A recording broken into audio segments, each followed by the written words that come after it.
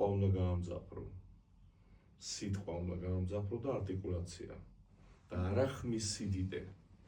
ეს არის დრამატული, უკვე დრამატული ხდება როლი, მაგალითად რაღაცა დრამატული ფრაზებია.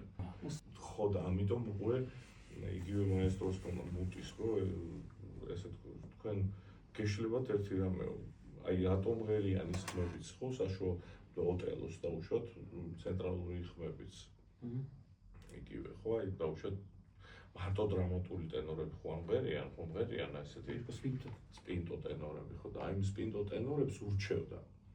რომ აი რომ მოდის ეს ფრაზები, ხო, ოტელოს ფრაზები, რთული ფრაზები.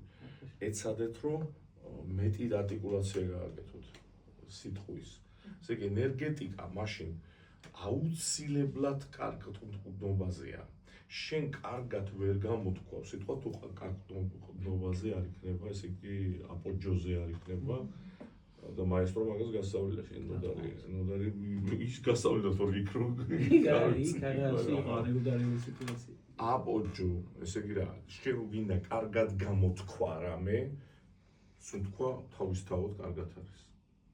აბა ისე ვერ გამოთქვა.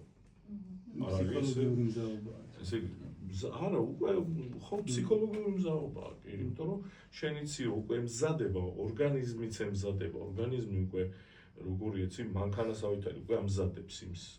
ის რომ მოლოდი რაწონა უნდა იყოს რა. რა თქმა უნდა, ხო, აი მაგას ვიძახი, ხო და ამიტომ ძალიან საჭიროა ტექსტი იცოდეთ.